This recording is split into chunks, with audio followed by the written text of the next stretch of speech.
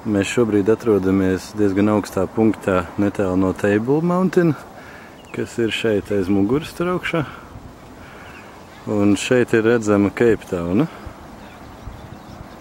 Interesanti ir tas, ka tur tālumā pa labi, kas ir dienvidi apmēram, ir redzams Indijas okeāns, Falls Bay, Cape Town pa vidu. Un tur tas līcis ziemeļos ir Atlantijas okeāns. Un pats smieklīgākais ir tas, ka saule ir apmēram pusdienlaiks, šobrīd spīd tieši ziemeļos.